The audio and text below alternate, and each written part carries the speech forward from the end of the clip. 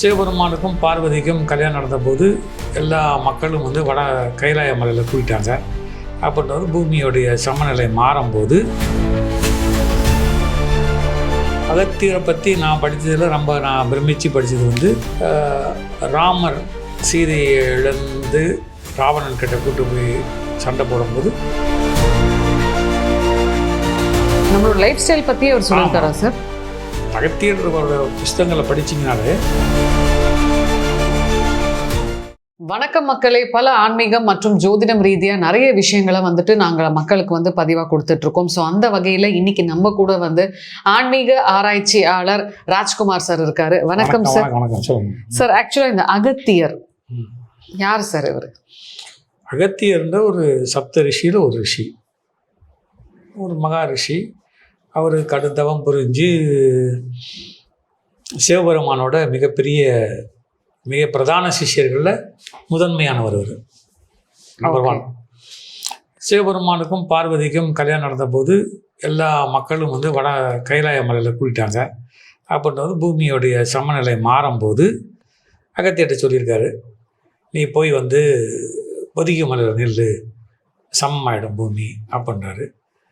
அவர் வந்து ஈஸ்வரன் அப்படின்றவர் தான் நம்மளுக்கு எல்லாம், சிவன் ஈஸ்வரன் அப்படின்றவர் தான் எல்லாத்துக்குமே ஒரு மிகப்பெரிய கடவுள். தன்னுடைய பேரில் சரணயமாக அகத்தியருக்கு அகத்தீஸ்வரன் கொடுத்துருக்காரு. அவ்வளோ பவர் கொண்ட அவர் மருத்துவங்கள், ஜோதிடங்கள், முக்கியமாக மருத்துவங்களில் மிகப்பெரிய இது பண்ணியிருக்காரு. அகத்தியரை பற்றி நான் படித்ததில் நான் பிரமிச்சு படித்தது வந்து ராமர் சீதையை இழந்து ராவணன் கிட்ட கூட்டு போய் சண்டை போடும்போது இந்த மாதிரி ராமருக்கு போர் வியூகம் வகுத்து கொடுத்துருக்காரு. இது ரொம்ப யாருக்கும் தெரியாது. ட்ராவலில் அந்த கல்யாணம் முடிஞ்சோன்னா சிவபெருமானே அந்த கல்யாண காட்சியை அவருக்கு பொதிகை மலை இருக்கும்போது காமிச்சிருக்காரு. அவருக்கு லோபமுத்திரைன்னு 2 மனைவிகள் இருக்காங்கன்னு நினைக்கிறேன். லோபமுத்திரை மனைவி இருக்காங்க. இது வரைக்கும் இருக்குது. நிறைய நூல்கள் எழுதியிருக்காரு. அதில் முக்கியமான இன்றைக்கி நம்மகிட்ட இருக்கிற நூல்கள் வந்து மருத்துவம், சித்த மருத்துவத்தில் எல்லா நோய்களுக்கும் அவர் மருந்து கொடுத்துருக்காரு, முறைகள் கொடுத்துருக்காரு. அடுத்து வந்து நம்மளுக்கு ரொம்ப முக்கியமான விஷயம் என்னென்னு கேட்டிங்கன்னா, ஜோதிடத்தில் என்ன பண்ணணும், என்ன பண்ணக்கூடாது, ஜோதிடத்தை பற்றி நிறையா சொல்லியிருக்காரு. பாட்டுகள் வழிகள் சொல்லியிருக்காரு. இதுதான் அகத்தியரை பற்றி அவர் மனித குலத்துக்கு பண்ணுது. மற்ற இன்னும் வாழ்ந்துட்டுருக்காருன்றது ஒரு ஐதீகம். அவரை கும்பிட்ட எல்லா குருவையும் கும்பிட்ட ஒரு ஃபீலிங், ஒரு இது இருக்குன்றாங்க. சித்த மருத்துவம் அப்படின்னு நீங்கள் சொல்லும் போது நம்ம நாட்டு மருத்துவத்தை தான் நம்ம சித்தா அப்படின்னு சொல்லுவோம்ல சார். ஸோ அகத்தியர் அப்படின்னாலே அவரோட மருத்துவ குறியீடுகள் எல்லாமே நாட்டு மருத்துவத்தை சேர்ந்தா சார்? சித்த மருத்துவம், சித்தர்கள் கொடுத்த மருத்துவம் தான் சித்த மருத்துவம். அவரும் பெரிய டீச்சிங் பண்ணியிருப்பார். அந்த டீச்சிங்கில் அப்படியே வரிசையாக வரும்போது சித்த மருத்துவம் சேர்த்து வந்திருக்கோம். ஓகே. அவர் நிறைய குறியீடுகள் சொல்லியிருப்பார் இல்லையா சார்? இப்போ மருத்துவ ரீதியாக அதில் வந்து உங்களுக்கு ரொம்பவே பிடிச்ச ஒரு சில மருத்துவ குறியீடுகள் சொல்ல முடியுமா சார்? ஆரோக்கியமாக வாழ்கிறதுக்கு வயது மூப்படையாது இருக்கிறதுக்கு நிறைய மருத்துவங்கள் சொல்லியிருக்காரு. இளமையாகவே இருக்கிறதுக்கு சொல்லியிருக்காரு. அதில் ரொம்ப பிடிச்சது நெல்லிக்காய் எனக்கு, அஸ்வகந்தா, எல்லாத்துக்குமே எல்லா இடத்துலையும் மருத்துவ வல்லாரை, இப்படி எல்லாமே இருக்கே. அஸ்வகந்தால என்ன சார் இருக்கு? அஸ்வகந்தான்றது வந்து உடல் நரம்பு ஊக்கியது. அவ்வளோ. அஸ்வகந்தா வந்து இன்றைக்கி வந்து ஒரு பாலியல் ரீதியான ஒரு மருத்துவமாக எடுத்துக்கிட்டாங்க. ஆண்மை குறைவு அதுக்கு எடுத்துட்டாங்க. அப்படி கிடையாது. அது வந்து ஒரு நரம்புக்கு ரொம்ப நல்லது. வல்லாரை மூளைக்கு ரொம்ப நல்லது. இப்படி பல குறிப்புகள் கொடுத்துருக்கு. கரிசலாங்கண்ணி வந்து லிவருக்கு ரொம்ப நல்லது. பொன்னாங்கண்ணி கீரைன்னு ஒன்று இருக்குது, அது இன்னும் ரொம்ப நல்லது. நிறைய விஷயங்கள் கொடுத்துருக்காங்க. இந்த அகத்தியர் பற்றி பேசும்போது இந்த கீரை வகைகள் சொன்னீங்கல்ல சார், இது நான் கூட ஒரு சில இதில் பார்த்துருக்கேன். இந்த கீரை வந்து சாப்பிட முடியாட்டி கூட அதோட சாரை குடிக்கிறது வந்து ரொம்ப ரொம்ப சிறப்புன்னு ஏன் சார் சொல்கிறாரு? இது வந்து சோம்பேறிகள் சொல்லும் ஒரு வார்த்தை தான். சாரை குடிக்கணும், கீரையை பார்க்கணும், அப்படி அதெல்லாம் வந்து கிடையாது. கீரையே அவர் எப்படி சாப்பிட்ணுன்னு நிறைய சித்த மருத்துவர்கிட்ட கிட்ட சொல்ல போகிறாங்க. ஒரு கப் கீரை சாப்பிட முடியாது நம்மளால, என்ன? அதனால் அதில் சாப்பிட்லாம். அது ஒன்றும் சித்த மருத்துவர்களை அணுகி அகத்திய மருத்துவர் தெரிஞ்ச சித்த மருத்துவர்கள் நிறைய பேர் இருக்காங்க. அந்த மருத்துவர்கள்ட்ட பார்த்தோம்னா நல்லா நம்மளுக்கு இப்போ க்யூர் ஆகுதே.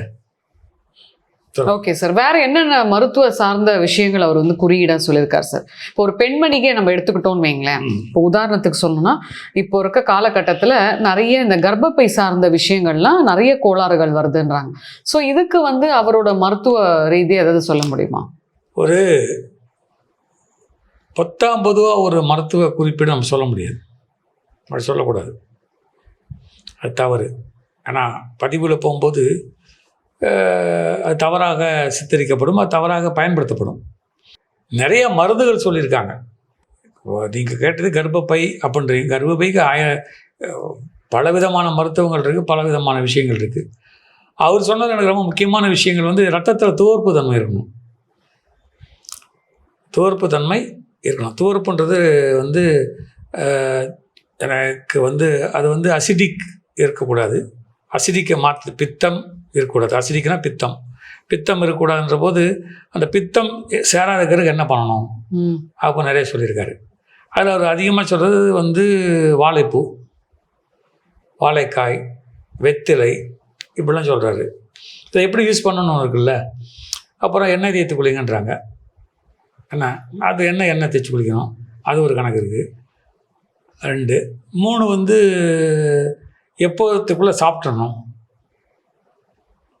அப்படின்னு ஒரு இது சொல்கிறாரு. உணவே மருந்துன்னு தான் அவருடைய ஃபஸ்ட்டு மருந்து, அதுக்கப்புறம் தான் மருந்து.